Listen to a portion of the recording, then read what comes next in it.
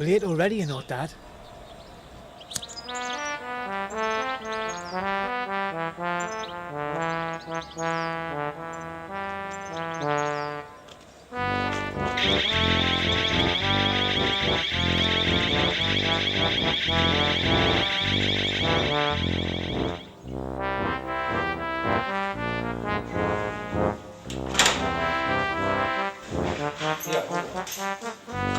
You alright, Flower? I'm here for the training. I bet you wouldn't mind giving her a bit of training, eh, son? Instead of running up my bloody phone bill on that bloody interweb. Well, how are you then, you dirty sod? My name's Mark, mate. Welcome, Mark. Raj. Welcome to session, Raj. Tony. Welcome, Tony. The name's Sid. Welcome to the session, Sid. Look at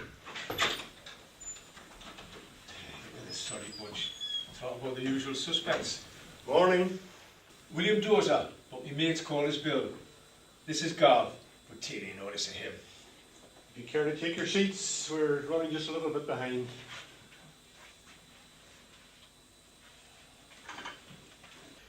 The purpose of this morning's session Is coffee free? I'm filling your boats. as I was saying, the purpose of this morning's session is You want a coffee, Gav? No, you're alright, Dad. Bill, can we get a move on? Just hold your horses, man. What's the hurry anyway? We're going to be here all afternoon anyway, aren't we?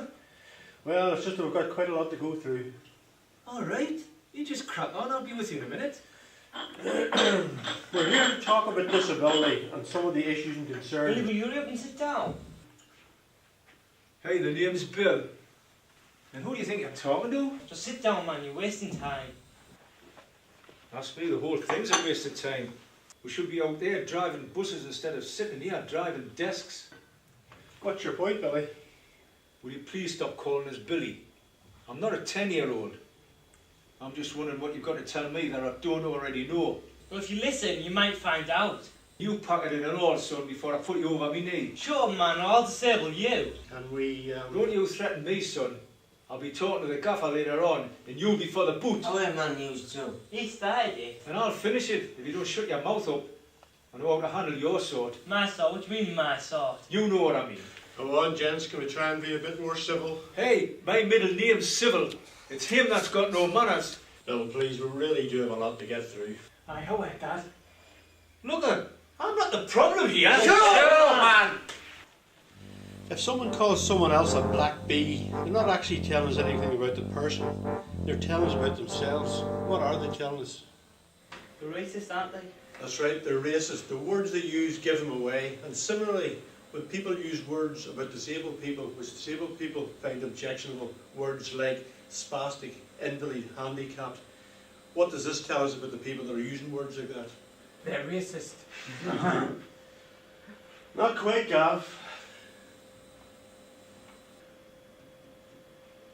They're prejudiced. Prejudiced or ignorant, but there's really no excuse for either, is there? I'm sorry, but I'm going to have to disagree with you there. I mean, I would use words like that every day, and I'm not prejudiced. So how could I work with a handicap day in and day out if I was prejudiced? I couldn't. So you're just ignorant then? Of course I'm not ignorant. Well, we've just said those words are offensive, so by persisting in using them, you're displaying a prejudice against disabled people.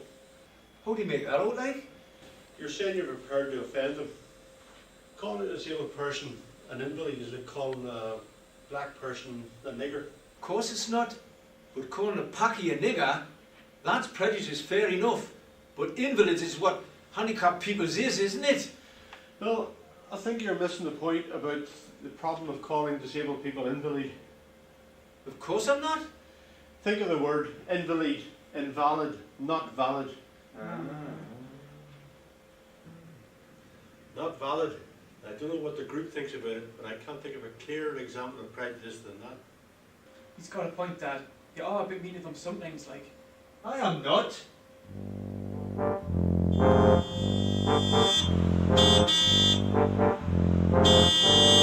There's a right after all that sexy jam. It's not that often Bill's daughter again, is it?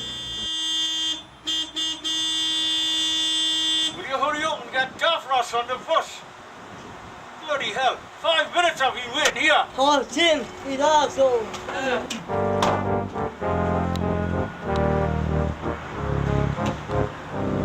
Say that you want anyway.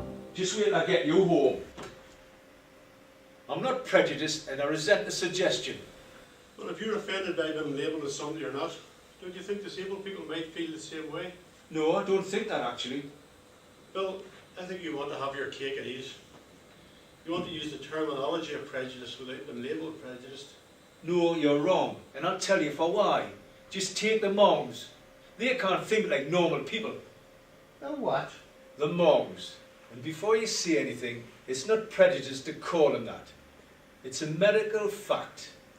The reason they live in homes and have carers and special buses is because they can't look after themselves.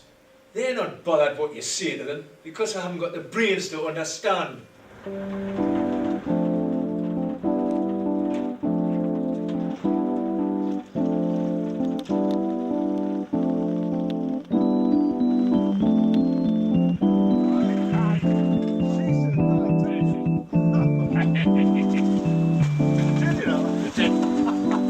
Oh, Davy! How are you doing, son? Do you want to live?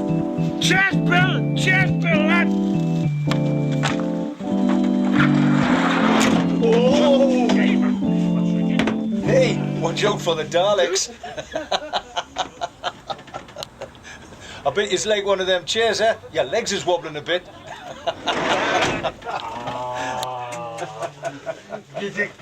What's happening to you, son?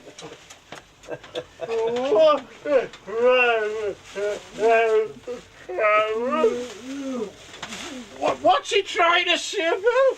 I think he wants a drink.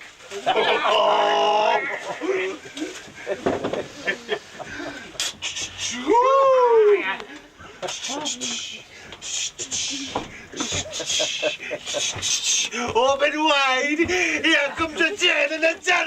Come on!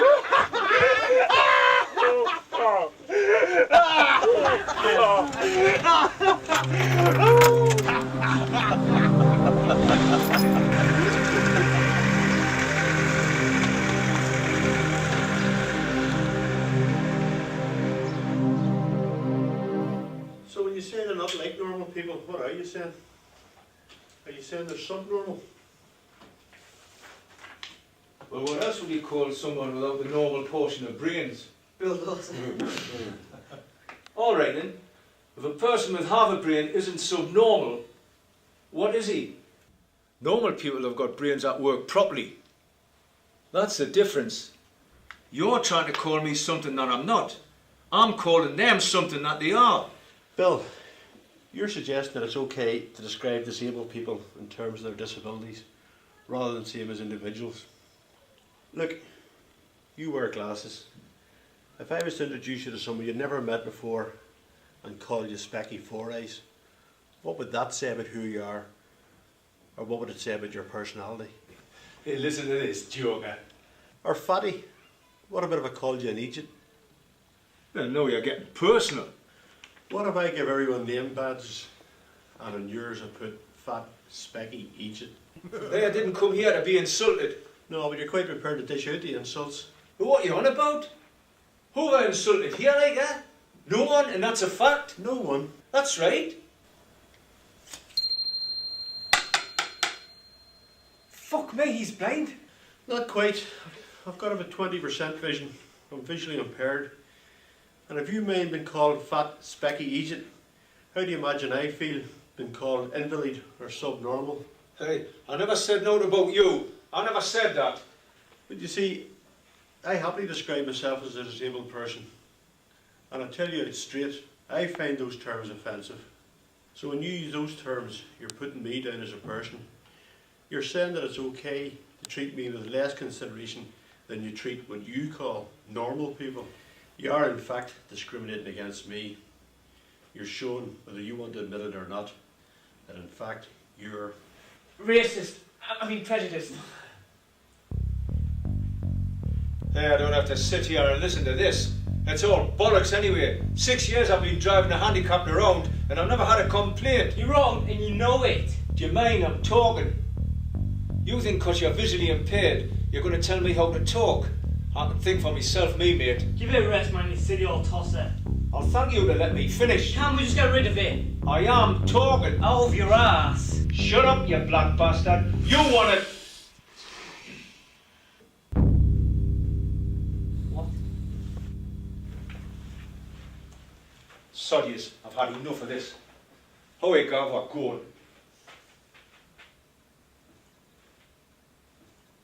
I'll see you at home. Bill, you don't have to go. Sodius. But I'll tell you this, whatever you say here doesn't change the fact that a spade's a spade. Bye, Billy. See you, Bye. Billy. Bye, Billy. Bye.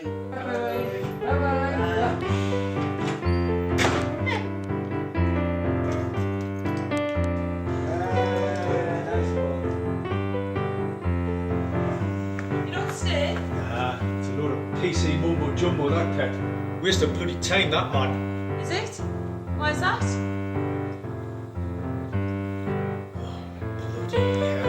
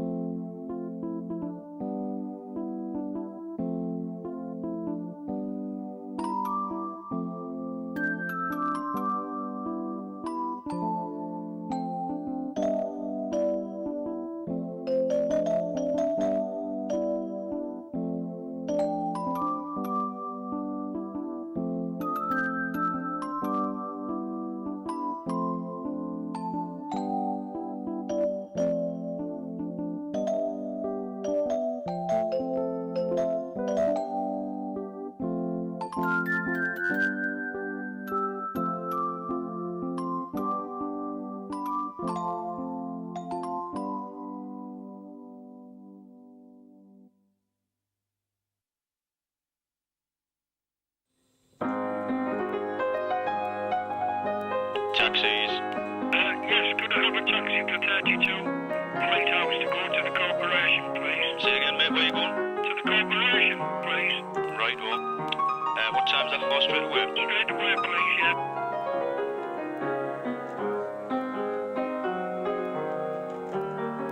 Listen, could you do me a favour, please, and tell your driver I'm visually impaired?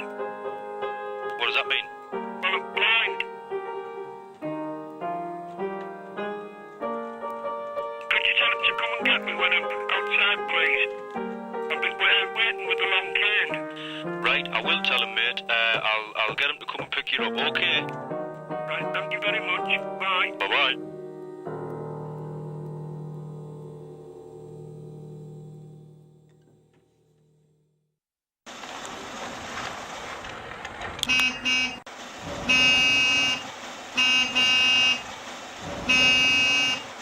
Is the taxi waiting over there?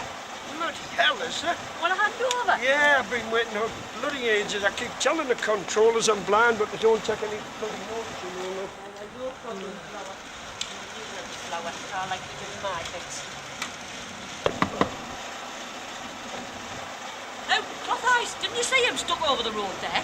Well, I was peeping me hole, wasn't I? Oh, bloody good's making your heart on the likes of him. 10 bloody minutes I've been waiting for you. Couldn't you see I was blind? Didn't the controller tell you? No, they never said no. And you're even more blinded than I am. Want to get yourself a guide dog? You telling me, darling. We're not supposed to get out of the cab. If I was a lassie and short scared, you'd be tripping over yourself to get me, wouldn't you? Oh, aye. You would have got out for me, though, wouldn't you? Aye, attractive young ladies, a different story. I'm right, aren't I? Just because these don't work doesn't mean to say that, does it? Whatever. Where you going, mate, anyway? I'm going to corporation, and I should be there by now, so could we please start motoring?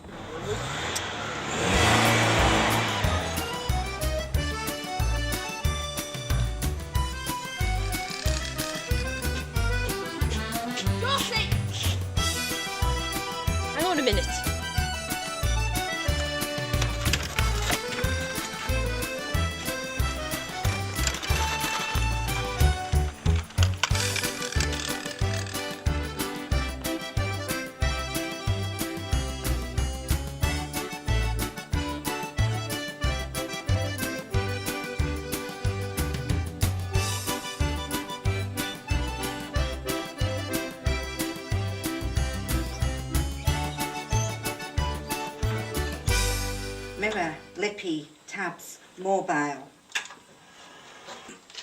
Hello again. It's me, Dot, remember? Just popped in for a nose at your flat like you promised the other day. Actually, I was just on my way out. You never guess what I've just done. Just helped the poor blind fella into a taxi. What am I like, eh?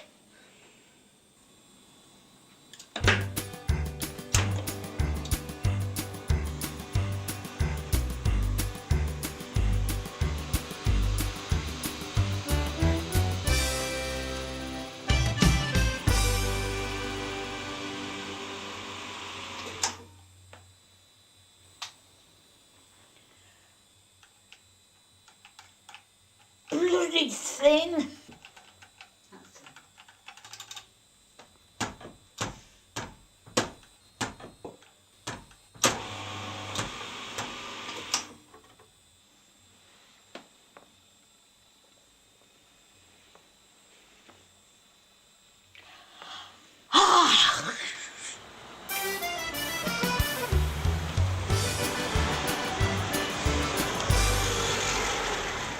Yeah, you are. You wouldn't mind giving us a hand over to the door, would you please? I'm not supposed to get out the cabinet. Look, I'm not asking for a friggin' piggyback. I'm only asking for a hand over to the door. Ah, well, I can see it. Yeah. Club car park, blind man run over. Yeah, through lazy taxi driver killed. Right, whatever. Friggin' hand.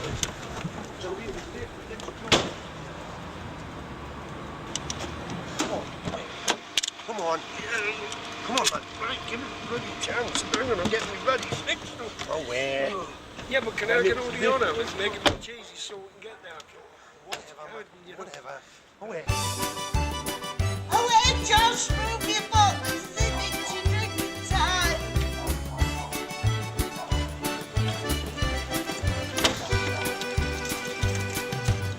Come on.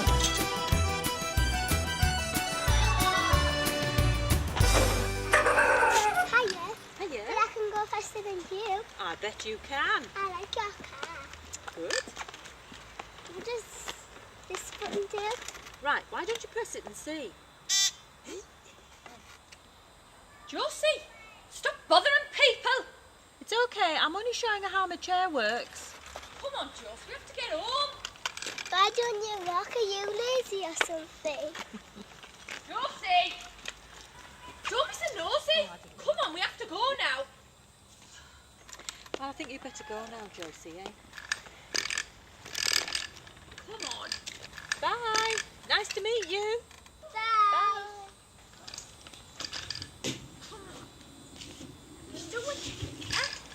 Don't you know you're supposed to ignore people like that? Nothing's so personal in my life.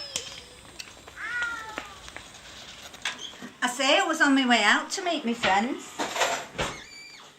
I'm Dot, remember? Helped your end, did your pots. Just moved it upstairs yesterday. I'm going to a birthday party and I'm running late. Oh, well, I'm like a pilot like Pauline. I never go out. Is your mum and dad? Are they here or gone? Mind, I can feel a presence if you ever want to contact them. Do you have a cleaner comes in?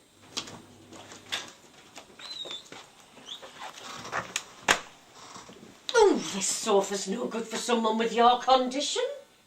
By the way, are you going to die from it?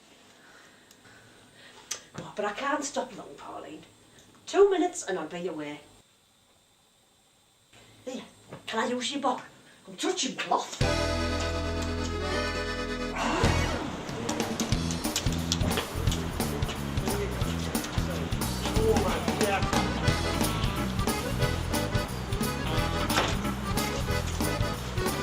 I was at the corporation, not the bloody coronation, you daft fillock. 74 today, but I'll have her up on the dance floor doing the locomotion. Woo-hoo! 2 lemons and she's away with the mixer, starting fights and stripping off. Come on then. Come on. She says, come on, I'll take it all on you bastards. It's more.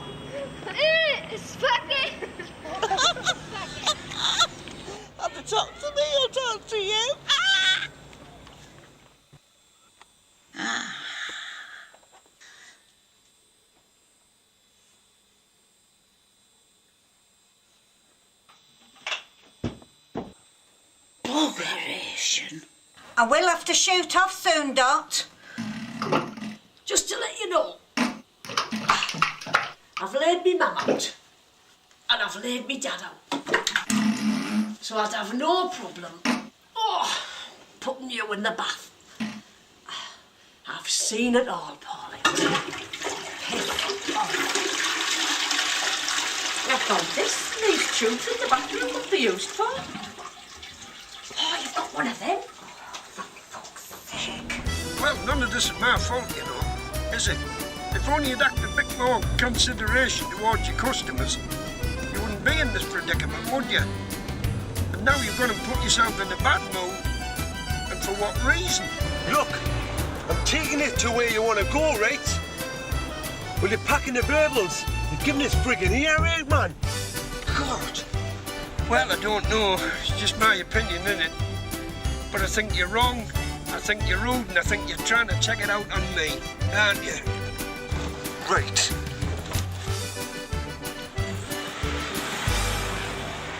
Where the bloody hell am I?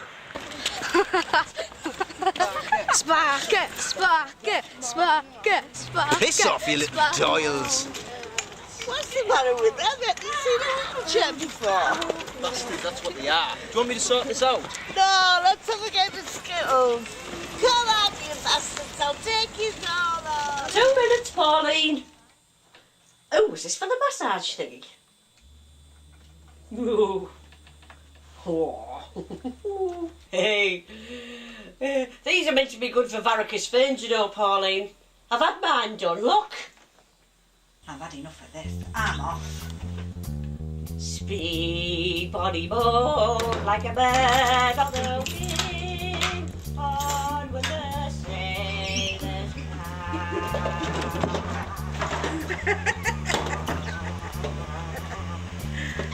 Polly? Polly?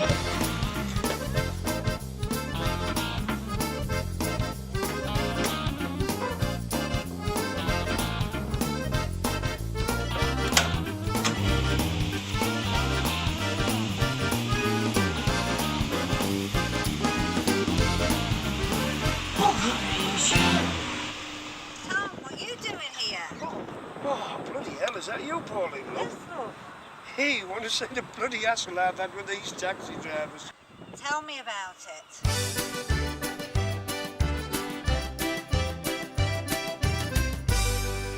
Insubordinate taxi drivers. I swear down I've had enough of the buggers. I think we've got bigger problems than that, Tom. Hell, what is it? Steps. Oh. Whoa, whoa, whoa.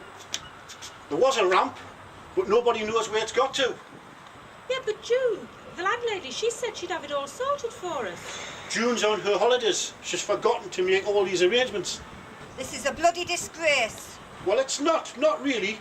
We would like to let you all in, but we don't want anybody getting hurt because of your chairs. And your friend here, he can't see. He's going to be all over the place with his stick. How's he going to be able to dance? Well, I don't dance with my eyes, pal. I dance with my legs the same as any bugger else. I know that, sir, but the wheelchairs are a hazard, and you know what I mean. You could bump into people, and the wheelchairs, they could be a fire hazard. It's just not feasible. Yeah, that's all very patronising. You just don't treat us like human beings. I must go. I've got a bingo to do. I'm very sorry.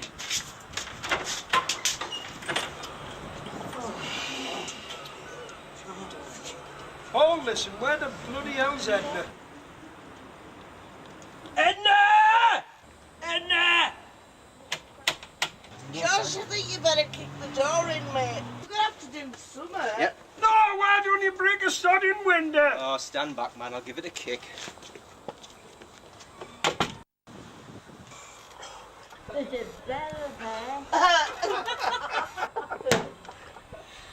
How do you like that, you bloody thing? Hey, bloody hell, hurry up!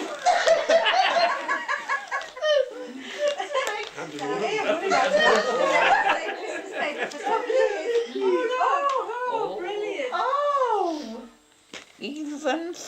the mobile. I can't keep up. Happy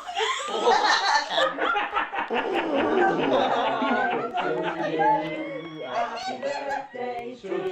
Happy birthday, dear Edna. Happy birthday to you.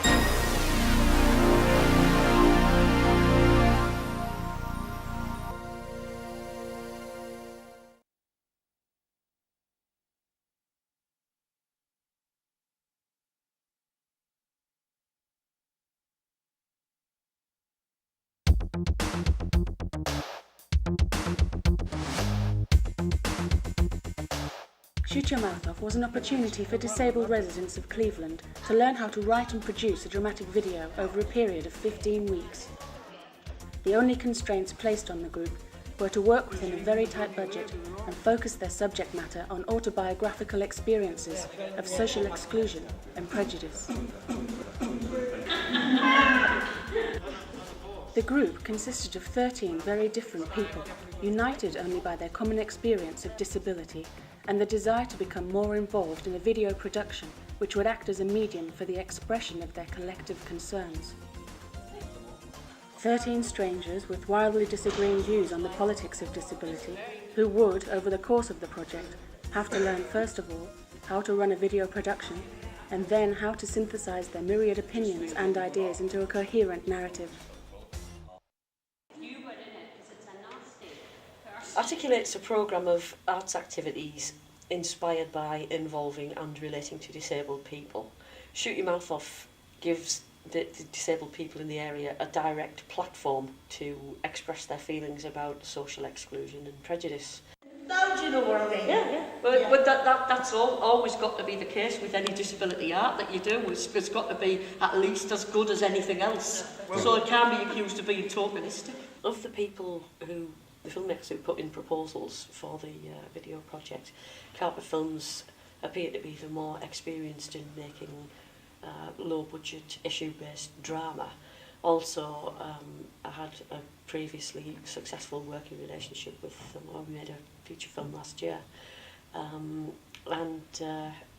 They appeared to be the more accessible and approachable outfit that would take into account the limitations and talents of the project participants. The first thing that we had to do was split the group of 13 people into two groups, because on such a small scale production there just aren't enough jobs to keep everyone interested and involved. The separate groups were then given exercises to introduce them to video and video production techniques. These took the form of short sketches pre-written by us and designed to be planned, rehearsed and shot in a day. We deliberately imposed a tight schedule on the groups to introduce them to the pressure that time and budgetary constraints impose on a production.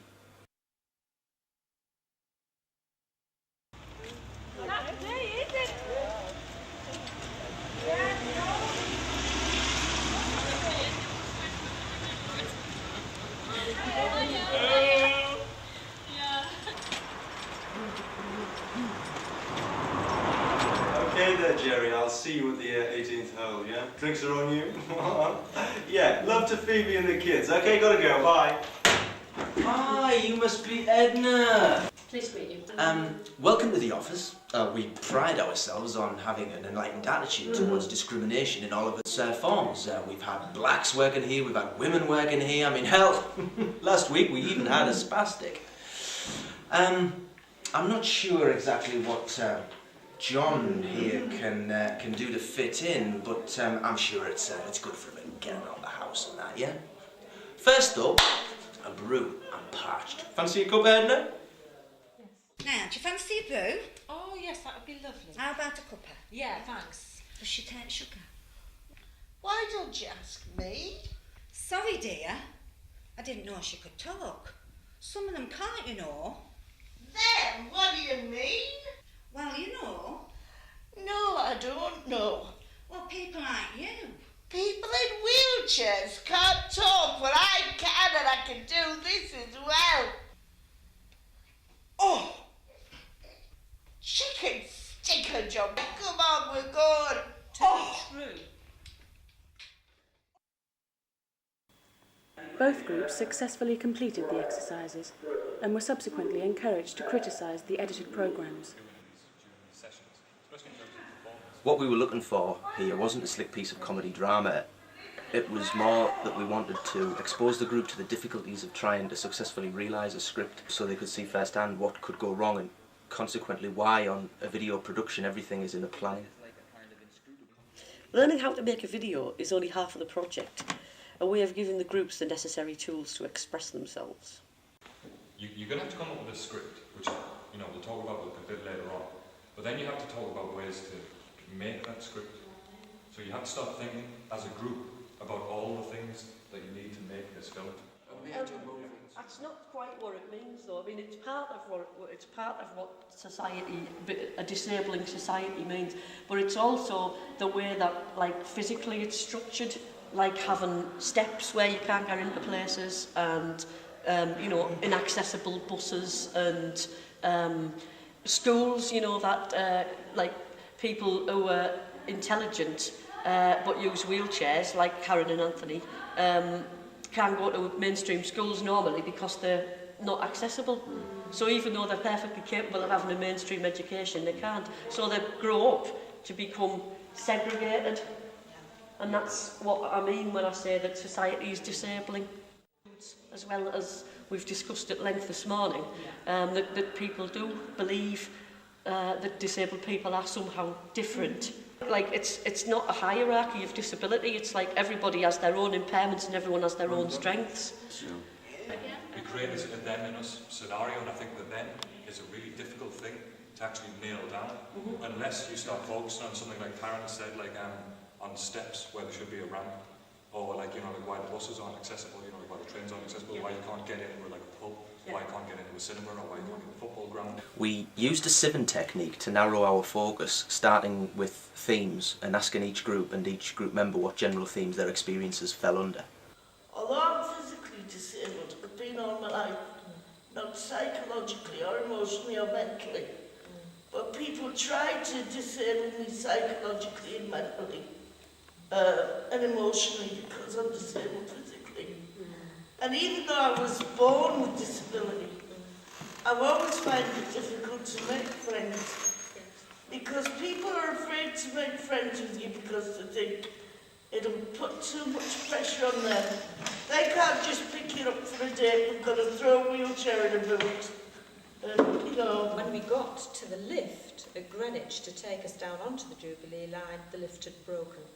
And there was no other means of getting people like me down onto the line. But because I am totally blind, I'm at an insurance risk. I'm not allowed to. found it difficult to have real friends, and I'm a very sociable person. Out of a core of friends that I had, I only see 2 people that I knew before I was disabled. I'm not allowed to. Unless I've got a carer with me. You understand what I mean? But they wouldn't let them because I was a fire hazard. No, I don't get it. I don't set off in flames as soon as you come in. This is a group of people with an axe to grind, people whose lives have been restricted by negative attitudes and bad practice. Shoot Your Mouth Off is exciting because it gives people a chance to contribute, although in a small way, to a genuine protest movement.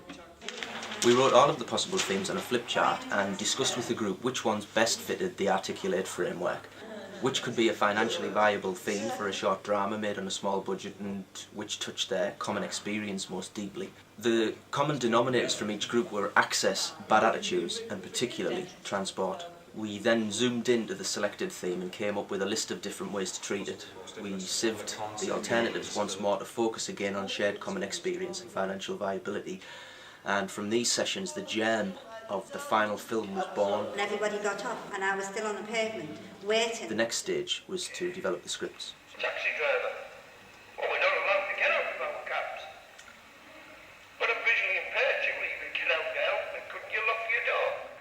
Again, these anecdotes were sifted for their viability until each group had enough focused and affordable material to build their film. Over a period of 2 months, ideas were honed into working scripts. Once we developed each group's project to the stage where they had a workable script, we had to set about getting the production off the ground. This meant that each member of each group had to take on a different role, such as like production, directing, acting, writing, whatever. No noticing. That's bloody usual, isn't it? Thank you. Very kind of you, that. That's no problem, Flower. The films had to be rehearsed, cast, located, budgeted, contingency plans had to be drawn up, favours asked, talent confirmed, tape bought, dates nailed, transport arranged. 12 weeks into Shoot Your Mouth Off, we went into the first production.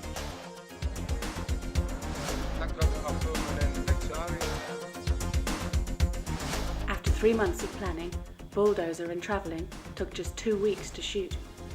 With considerable help from organisations such as Disability North and Scope on Teesside, both productions ran very smoothly.